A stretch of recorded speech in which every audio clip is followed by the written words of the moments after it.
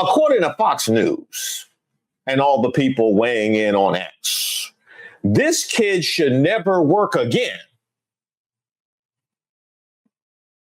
for saying he doesn't want to work for a Jew. He should never work again.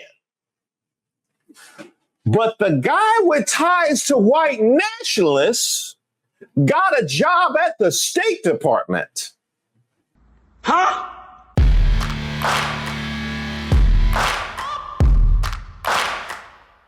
Shout out to all the subscribers and the members here on the channel. Don't forget to like the video. My name is Reese Waters, and this is Racist of the Week, where we explore the stupidity and hypocrisy of discrimination and hopes we can build a more perfect union. And also laugh. As usual, I would like to thank today's sponsor, Racism. And of course, if you have any nominees, you can drop them in the comments. You can email me at admin@reesewaters.com. Now, there I was, co-signing for Floyd Mayweather's latest check, when I see this. I want his life to be ruined. Fox News' Emily Campagno, 46, demands 19-year-old college student Austin Franco have his life ruined for saying in a private email that he's, quote, not interested in working for a Jew. Cancel culture is back. Fox News and Palantir are leading the charge. Einhorn, one of those owners of that company, Emily, that we just watched, he said, I felt bad exposing him because I thought he could have made a mistake, and he really doesn't believe that wholeheartedly. I'm glad we know this individual's name. I'm glad he was exposed. Indeed. And the brothers are so generous and graceful, certainly more than I am, because I do want his life to be ruined. I agree with you. It is a permissive structure. And parents, what are your children putting out there?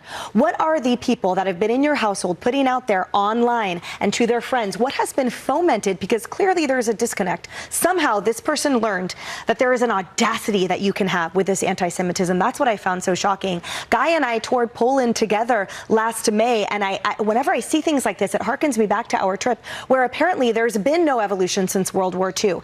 That deep-seated cultural hatred that's been allowed, that's been fostered, has somehow reignited here among the youth. And it is sickening. Cornell needs to take greater steps. So do parents. So do online forums. And somehow this 65-pound vessel of hatred needs to know that not only is this not okay, but it's not acceptable socially. Because clearly online and among those kid groups, I keep saying kid, among the youth, they have learned that it's okay, that it's right to have this anti-Semitism. It felt sickening for me to just quote him, by the way. To just say those words, quoting him, felt sick. I'm really interested to see if Mr. Franco gets a job. Does anyone hire this guy? I really want to follow up on this. One quick thing, because Emily, you invoked our trip to Poland. And in Europe, in pre-World War II, that era, it didn't go from everything's fine to the death camps in Auschwitz overnight. There was this slide that happened, and this is an echo here that we have to keep an eye on. We heard Emily Campagno talking big stuff. She want his life to be ruined. I want his life to be ruined. Parents, what are they learning in the home? What are they learning in the home? People need to learn that this is not acceptable socially. That's what we heard. And we heard from Kaylee, is anybody going to hire this guy? Oh, we are divorcing ourselves from racism. I said, look at Fox News. Fox News doing it big.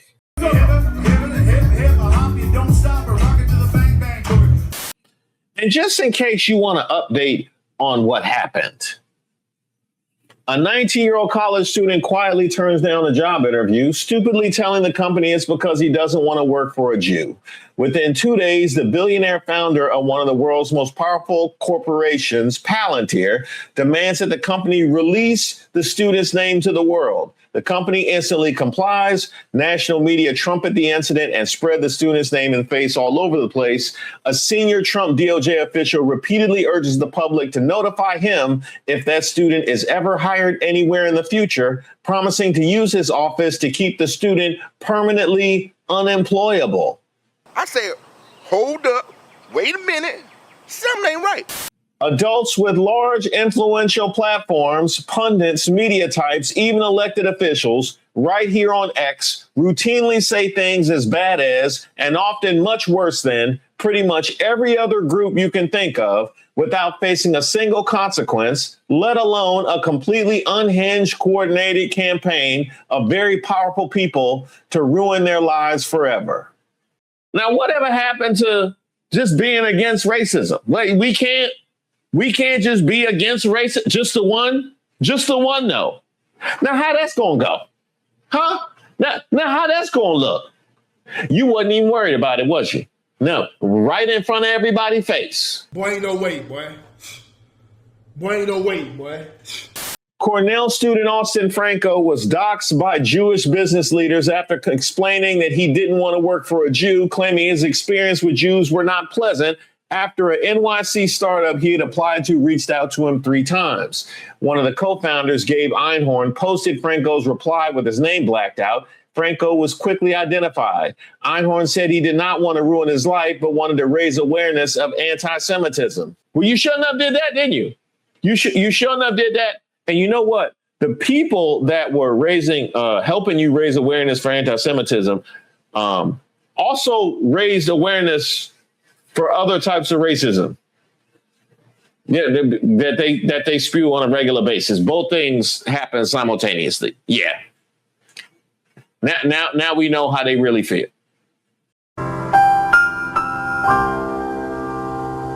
Franco, in a now deleted post, said that in his personal and professional experiences, Jews were tribalistic and vengeful and tended to ruin and bully others who opposed them. Franco said, "I'm sure that if you indicated you didn't want to work for someone who was white or Christian, this would not have blown up." Franco claimed that the actions by Einhorn in the Jewish community, posting his reply, doxing him, and then trying to investigate and uproot his personal life, vindicated his concerns that Jews do not work with others politely. Now, I'm going to agree to disagree with you. If you would have said it about a different group, it would have blown up, but it would not have blown up with these people. It wouldn't have blown up with these people. It would have blown up with the general public that is opposed to racism and discrimination of all kinds. It definitely wouldn't have blown up with these people that have staked out the ground of free discrimination and racism. Now, how'd that look? On the face, this is a pretty substantive response, but as somebody that has a segment called Racist of the Week, as somebody that has talked a great number of times about people being aired out for their racism, and hopes that we can laugh and course correct towards a more just society, I can't throw but so many stones, right? I can't throw but so many stones when it comes to the general practice and response to racism. Here's where they got me messed up, though. Here's where they got me messed up. Because a lot of this went down on X. A lot of this went down on X. So you have businessmen, you have officials in the government pearl clutching over what a 19-year-old said in a job interview on a platform that amplifies racism every day, all day. Man, this some old bullshit. On a platform that's run by a man who makes it his point to amplify anything anti-Black, no matter how far out of context. Look, Dad, it's not Where right. did you get it? Dad, Answer me. Who taught you how to do this stuff? you all right? And just as there might be some consideration of Fox News perhaps turning over a new leaf. Perhaps Fox News has seen enough. This happened the same day as they went and laughed about Michelle Obama being called a man. And lastly, Michelle Obama is a man. Am I right, America? See, we don't have to listen. In fact, we enjoy it when you're upset. That guy is a troll. He showed up at the weigh-in pretending he was drunk and was throwing up applesauce as a fake pretense because he was pretending he was scared. That's called a troll. We get it. Not our fault if you don't. He knows it's going to upset you. He's a troll. You give a mic to a troll. Some standards. Us? Vote for Plattner. That's what his point was. Emily, give us a final word. We have to be quick. You lost your credibility. Oh, yeah, that's right. This happened the day after one of the UFC's fighters called Michelle Obama a man. That's right. That's right. And what did y'all have to say about that? What did y'all? Oh, we look at that different.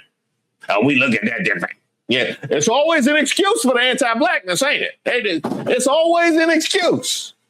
Let's be honest. Today's economy is as uncertain as it gets. That's why I'm happy to bring today's sponsor, American Financing, who's helping families find a way out of the high interest trap. We're headed into summer, but the economic clouds aren't clearing for most middle-class families. Between persistent inflation and the cost of daily life, I'm sure you're feeling the pressure. And you've worked hard for your home and probably have more equity than you realize, but the summer surge is forcing far too many to rely on credit cards. It's an exhausting cycle, but American Financing understands that 2026 requires a real strategy. That's why they have salary-based mortgage consultants. With mortgage rates in the fives, their customers are saving an average of $800 a month by wiping out high-interest debt. That's money that stays in your pocket to fight back against rising costs. No upfront fees, no pressure. And if you start today, you could delay 2 mortgage payments. Call American Financing today. That's 866-891-7332. That's 866-891-7332 or AmericanFinancing.net/Reese. At the White House, right, about a former first lady. And these people in the White House, Stephen Chung, the president, nobody has the guts or the decency to say, that's inappropriate, it shouldn't have been said, it's wrong. Why? Yeah, I would do that. I would say we don't endorse these comments. But why won't they? I don't know. I haven't really talked to them about it. I mean, you talked to the president on Sunday. My assumption is, yeah, Sunday morning. My assumption is that they get asked to condemn things all the time. Everybody, everywhere that says something, they're constantly being asked to condemn things. And my guess is they just sort of have a policy not to do it. Aren't there some things that they should condemn? This is a pretty easy one. This is the former first lady. I don't get it. The idea that they always have to condemn things is not an excuse for not condemning things that should be condemned. He can't condemn it. He can't condemn it because he too has engaged in conspiracy theories against Michelle Obama.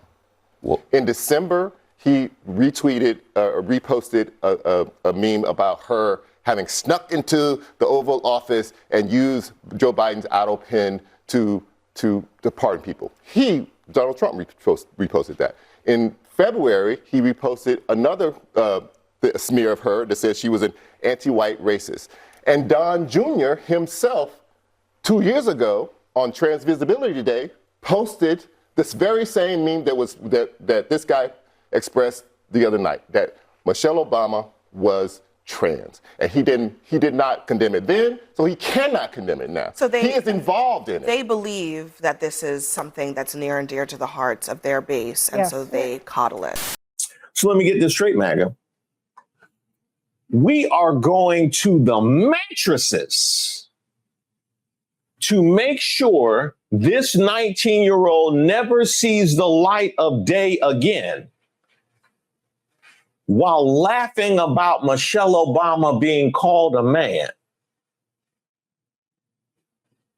And we're navigating all of this on a platform run by a man in Elon Musk who's been sued multiple times for discrimination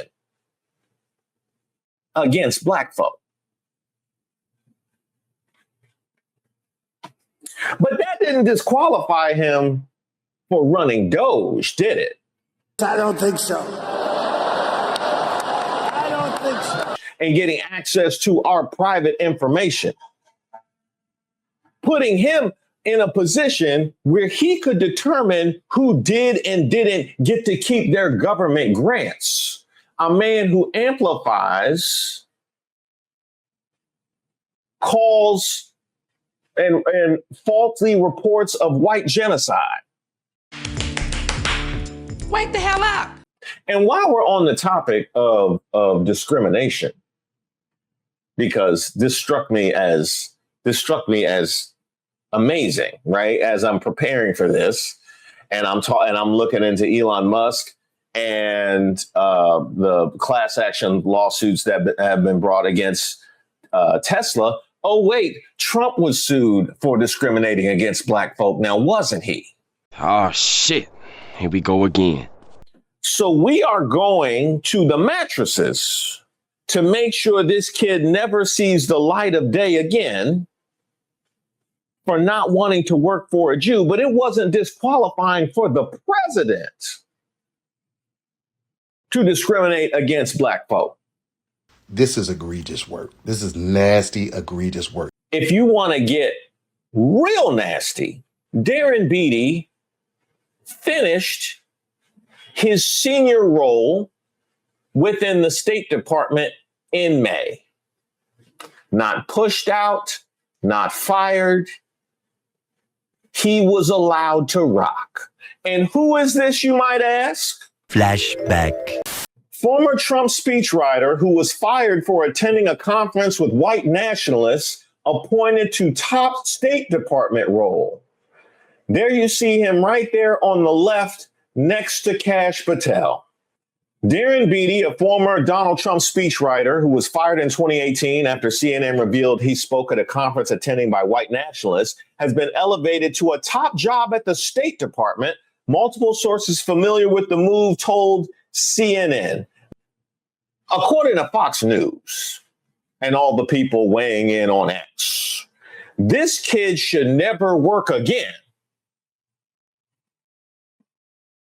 for saying he doesn't want to work for a Jew. He should never work again.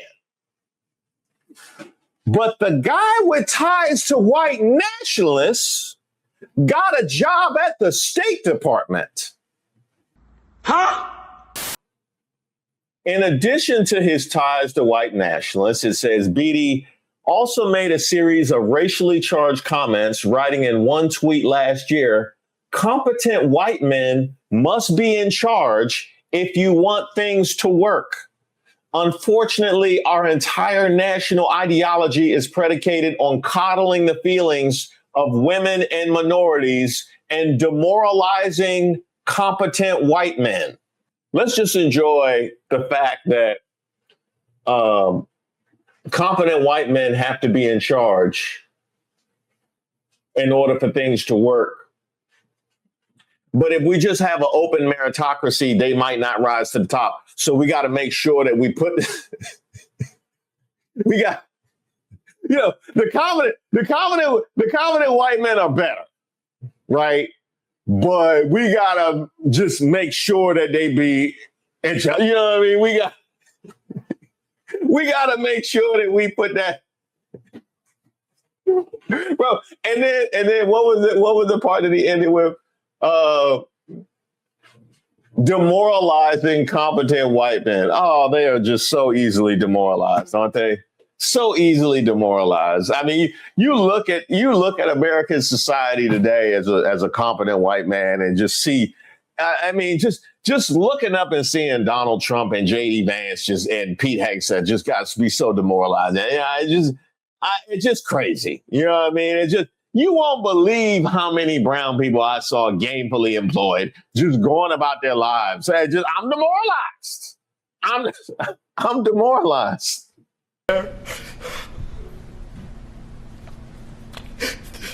deep breath, pal.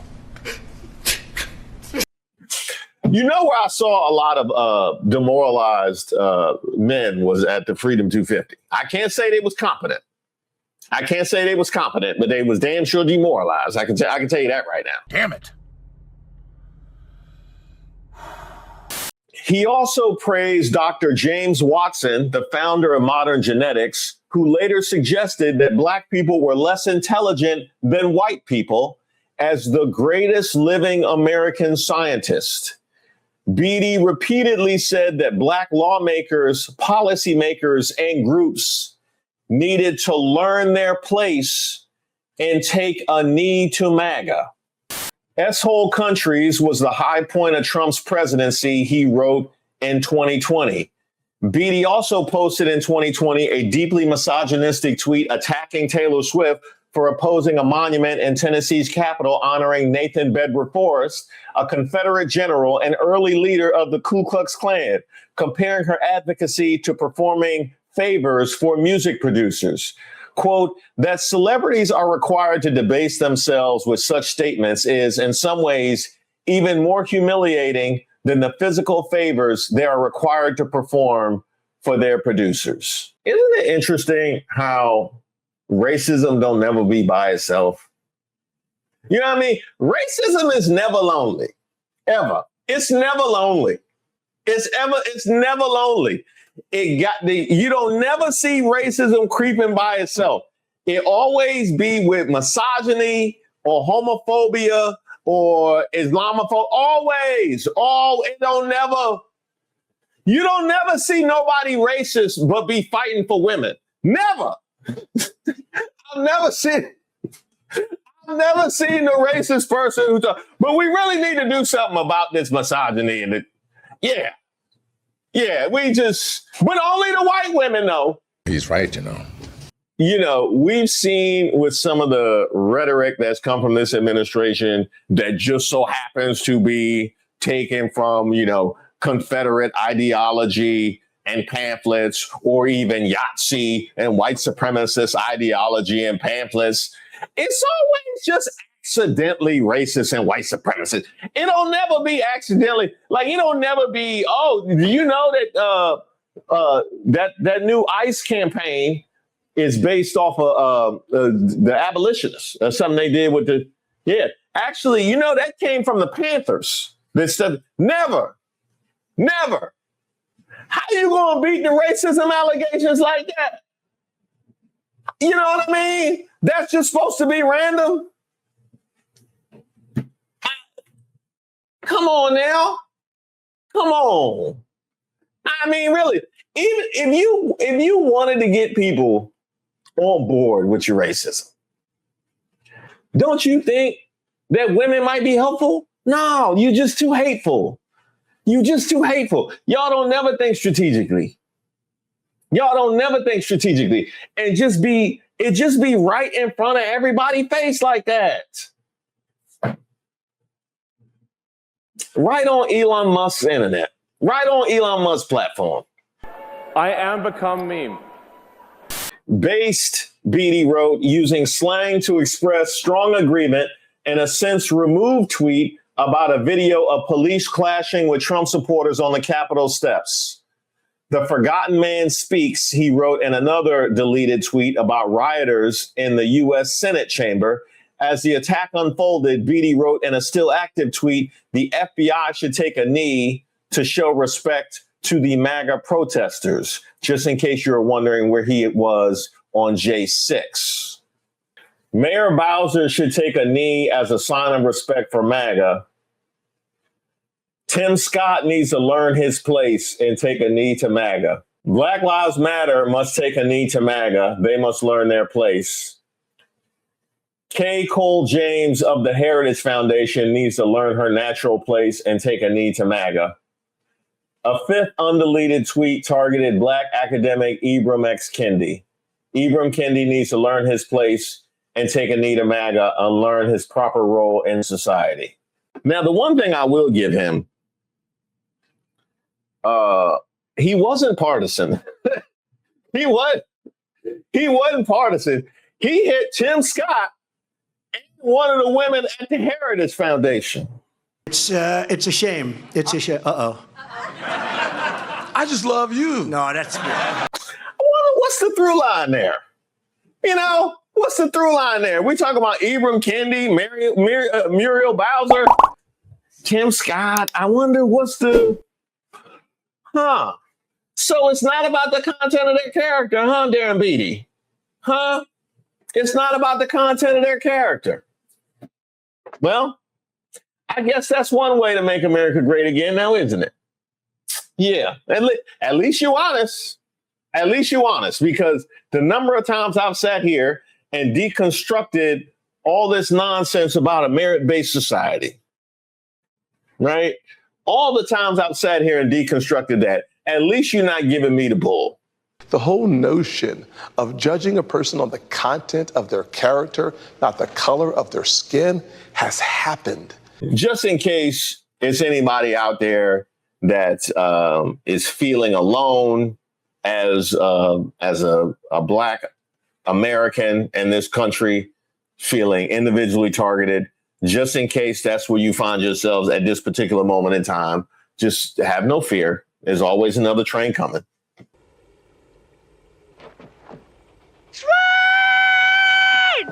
J.D. Vance says the DOJ staffer who resigned after a report of racist postings should be brought back. Vice President J.D. Vance said Friday that Elon Musk's Department of Government Efficiency should rehire a staff member who resigned after he was linked to social media posts that espoused racism when Donald Trump later endorsed his vice president's view. Marco Ilez resigned after the Wall Street Journal linked the 25-year-old DOJ staffer to a deleted social media account that posted last year, "I was racist before it was cool. You could not pay me to marry outside my ethnicity," and normalize Indian hate. So what is it that we are to take from this sudden strong hand towards racism? Now, granted, during the clip that I played from Fox News, they didn't actually call it racism.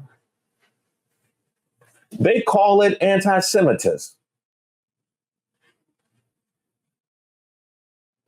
So apparently those are two different things. That's the only natural conclusion for me to draw, is that those are two different things. Because the racism is certainly okay. We are living Reverend Dr. Martin Luther King Jr.'s dream. I have a whole segment called Racist of the Week.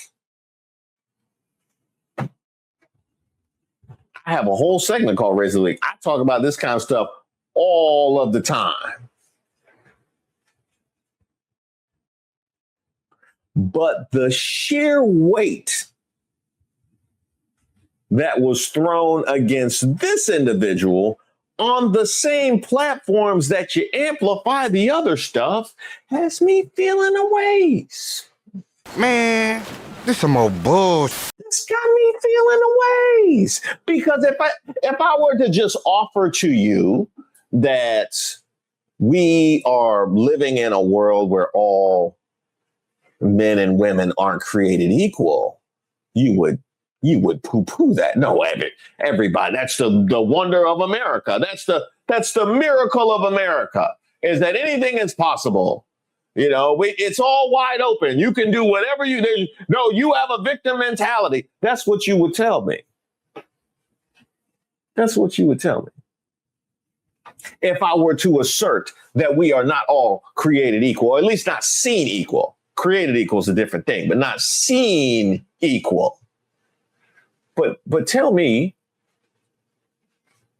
exactly what this looks like to you. Right in front of your face. Right in front of your face. It's baffling to me that they didn't have the shame to get themselves more covered than they did. That's nuts. That's nuts. And as somebody who generally is trying to move towards a society where people aren't discriminated against, exactly how does this impact that? Because as the kid himself concluded, after all of this happened, this is exactly what I was talking about. Those who approach this from a place of anti-Semitism in the beginning have now had their opinions validated by virtue of how y'all decided to carry it. And as somebody outside that group, but sits inside of another group who you love to attack, I can't help but feel attacked by virtue of how you carried it myself. How you managed to do a racist, anti-racist with no shame? We can't just be against hate. We can't just be against hate. We can't just be against racism. We can't just be, Americans and fly the American flag, huh? Yeah, like Jim Jordan said, we fly the American flag in America. Oh, they got to read his note. Representative Jordan has an Israeli flag outside his office door. Come on now, dog. Come on, man. Y'all really not helping. Stop it. Get some help. So let me get this straight. So you can just be blatantly racist and misogynistic. Far be it for them to advocate for their own gender. We know how that goes. Ain't that right, right-wing women? We know how that goes. So you can definitely be anti-Black, misogynistic. You can be anti-Latino. You can be anti-immigrant. You can be anti-Indian. All those things. Not only get a job in the government. Get access to people's information. Be able to influence people's lives on a daily basis. Yeah. But don't work for a Jew. We get think pieces in the New York Post, and Fox News ran at least 6 segments yesterday attacking the 19-year-old college student. 2 Jewish brothers offered to interview him for a summer internship at their startup. He posted this reply: "Not interested in working for a Jew. Thanks." Just wow. CB Cotton's got more on this from New York City. CB? Hey, John. So Cornell student Austin Franco is accused of sending the anti-Semitic message. And in several online remarks, he appears to be standing by his comments. He was supposed to join an online live stream last night to discuss the controversy, but he backed out at the last minute and wrote a lengthy X post saying it was best for him to put the interview on hold and suggesting his future at Cornell could now be in limbo. The post also reads in part, quote, "I will fight for what I believe is right, not for money, power, or something material, but for the cause itself," end quote. According to startup founders and brothers Gabe and Aiden Einhorn, Franco applied to their company through an online hiring platform and was accepted in the first round. The brothers say Franco sent them the anti-Semitic message through the same platform after they followed up to schedule an interview. The brothers shared screenshots that they say show Franco replying, quote, "Not interested in work for a Jew." Gabe Einhorn initially concealed Franco's identity when posting the exchange online. But Franco's identity was later revealed through online comments, and Franco responded once again, standing by his message. The Einhorn brothers tell Fox they only spoke out to highlight anti-Semitism. The goal really for me in that initial post was just to show the fact that there is clear anti-Semitism in the world. After seeing people try to deny it and tell me that it doesn't exist, I was trying to show an example of, look, this is clearly anti-Semitism. You can't argue against it. In a statement, Cornell University condemned anti-Semitism and said its Office of Civil Rights has opened an investigation. Fox reached out to Austin Franco for a comment and was referred back to online remarks. John. Now, Man, you would think just seeing exactly how out of hand this got and just how much this is rolling downhill, just seeing the juxtaposition with this and literally all of the other racism that you excuse on a daily basis, including the same day, right? Including the same day. You would think they will put a lid on it, but no, they blew it out. Even had the employer on. Yeah, so my whole goal was that we've been seeing rising anti-Semitism, and the whole goal was just to prove that it is real, and this is a clear example of it. I thought maybe he's a college student, he could have made a mistake, or he's going to learn from it, don't need to ruin his life for it, but just to prove a point that anti-Semitism is real. Is this your first instance of this kind of thing in the workplace?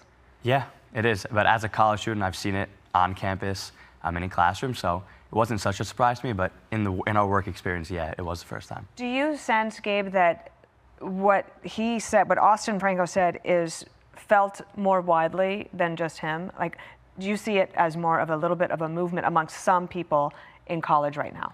For sure. I mean, college and across the world, we're seeing like the response to him and people doubling down on the hate after he doubled down on the comment, people supporting him and saying that it's justified and that people should hate Jews for this reason is kind of scary. Man, that is nasty work.